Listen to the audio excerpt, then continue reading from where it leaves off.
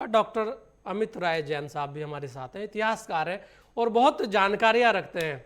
Doctor Amit बहुत सारी चीज़ें बता रहे हैं। यहाँ पॉलिटिकल लोग बैठे हैं, परमिंदर धामा जी भी हैं, यूनुस जी भी हैं, सभी लोग अपने अपने दलों के बारे में बहुत कुछ बताएंगे, कामों के बारे में बताएंगे, लेकिन क्योंकि आप इतिहासकार हैं तो वो जानकारी देंगे जो वास्तव में होनी चाहिए।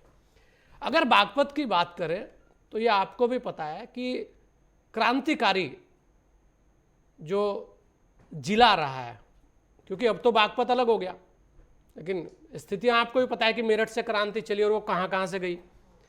आज भी स्थिति बागपत को लेकर अगर हम बात करें तो कहीं ना कहीं दो चीजों पे केंद्रित हो जाती है। जब भी बात कर लो किसी से भी, अगजी गन्ने का भुगतान नहीं हुआ हमें तो, अरे या पुलिस में लड़के चले गए, बस इसके अलावा और कुछ चाहिए नहीं वहां से।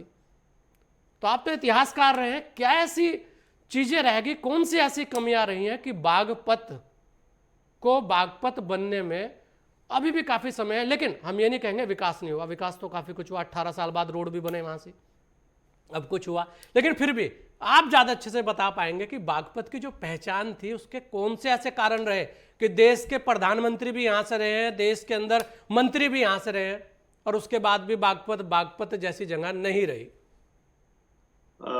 देखिए गोस्वामी जी, पहले तो मैं आपका धन्यवाद करता हूं कि आपने मुझे इस मंच पर मौका दिया कि मैं अपनी बात रख सकूं। जनपद बागपत का जहां तक सवाल है कि ये बहुत पुराना जिला तो नहीं है, जी लेकिन मेरठ जो जिला था हमारा, जो कि ब्रिटिश टाइम से पहले भी उसके अंतर्गत ये बागपत एक तहसील के रूप में रहा। 1857 की क्रांति से पहले बड़ौत भी एक तहसील के रूप में थी, लेकिन क्रांति के कारण और अंग्रेजी साम्राज्य से बगावत के कारण जो ये बड़ौत का एरिया है, इस सारे को बागी घोषित किया गया, बहुत सारे गांव बागी घोषित करके, और वो आज उनको, तक बागी रहे। हाँ, जो आज तक बागी रहे। जी तो सबसे पहली बात तो गोस्वामी जी जो आपने बहुत इंपॉर्टेंट कही कि बागपत जिले की जो पहचान पिछले आजादी आंदोलनों के बाद, जब आजादी मिली 1947 और उसके बाद से 7 दशकों तक केवल एक लूटपाट, आपसी झगड़े, और कल ही मेरे किसी विशेष पुलिस अधिकारी से बात हो रही थी, उनसे बात हुई तो उन्होंने कहा कि यहाँ का क्राइम और जगह के क्राइम से बहुत अलग है। वो अलग इसलिए है कि यहाँ पर जो जमीनों को लेकर के और आपसी संबंधों के अंदर बहुत दूरी आ जाती है, उसको दूर करने का प्रयास किसी भी राजनीतिक दल ने, किसी नेता ने नहीं किया। क्योंकि एक बात हमेशा से रही है कि यहाँ के जो हमारे नेता रहे, उन लोगों ने नेतृत्व किया सारे देश का, और इस बागपत और बड़ौत परिक्षेत्र से हमेशा से नेताओं ने बहुत कुछ लिया है। यहाँ के जो हमारे प्रतिनिधि थे वो देश की बहुत बड़ी स्थिति में सरकारों में रहे, प्रधानमंत्री तक रहे, देश के गृह मंत्री तक रहे, उसके बाद उनके बाद की जो पीढ़ियां हैं बहुत बड़े बड़े स्थानों पर रही। मेरा केवल उद्देश्य यही नहीं है कि किसी भी व्यक्ति विशेष को मैं संकेत के रूप में ये कहूं कि उन्होंने काम किया नहीं किया, और वर्तमान में भी जितना काम हुआ है वो केंद्रीय स्तर पे गवर्नमेंट की पॉलिसी के कारण हुआ है। किसी एक व्यक्ति विशेष के कारण या पार्टी विशेष के कारण ऐसा नहीं है कि यहाँ कोई विशेष कार्य हुए।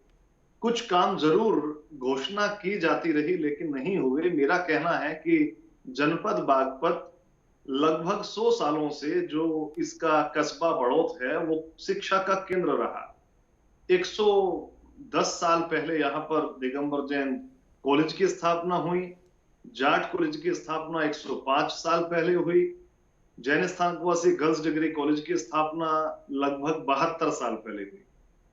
यानी कि उस समय के लोगों ने आजादी से पहले इस क्षेत्र को शिक्षा के क्षेत्र में अपने बल पर गरीब लोगों ने, आम लोगों ने खड़ा कर दिया। लेकिन उन शिक्षण संस्थाओं का विकास हमारे नेताओं ने कितना किया? सबसे पहला मुद्दा तो मेरा यही है कि इस पूरे परिक्षेत्र की जितनी शिक्षण संस्थाएं हैं वो समाज या एक वर्ग विशेष ने अपनी मेहनत पे अपने लोगों के चंदे से मिलजुल करके खड़ी की। लेकिन जब इतनी इतनी बड़ी स्थितियां हमारे नेताओं की रही, उसके बावजूद यहाँ एक कायदे की कोई बहुत बड़ी शिक्षण संस्था की स्थापना नहीं हो पाई। बहुत सारी ऐसी योजनाएं रही कि जब बहुत बड़े बड़े इंस्टीट्यूट बन सकते थे वो यहाँ के नेताओं ने स्थापित नहीं किए। अगर मेरा मानना है कि शिक्षा का कोई बड़ा इंस्टीट्यूट आईआईटी जैसा, आईआईएम जैसा, या इंडियन फॉरेन सर्विसेज की बहुत सारी चीजें हो सकती थी, देश की राजधानी के इतना निकट होने के बावजूद केवल यही क्षेत्र क्यों बचता है?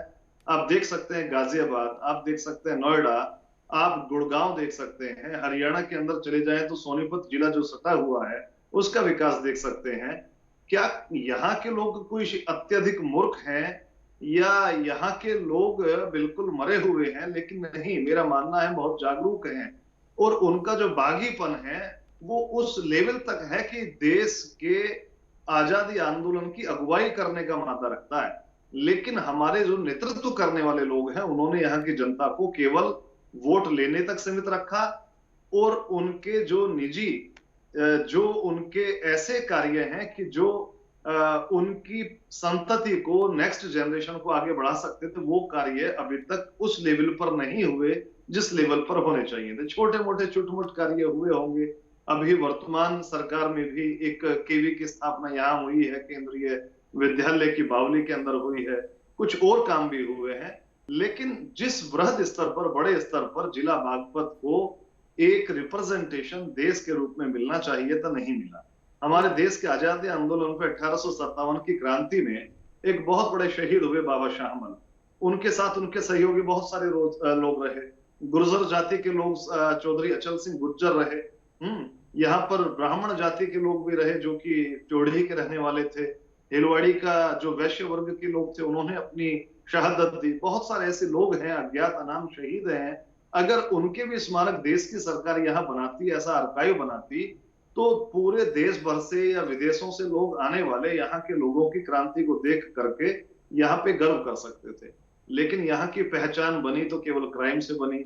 यहाँ की पहचान बनी तो केवल जो आपने बात कही कि गन्ना और गन्ना की किसानी, यानी कि मैं देखता हूं कि पिछले 30-40 सालों में ये गन्ने के ऊपर जो सारी राजनीति केंद्रित हुई है उसका कारण भी हमारे नेता है। इन लोगों को जो डाइवर्सिटी थी, जो कृषि की विविधता थी, उसको उन्होंने भुला दिया।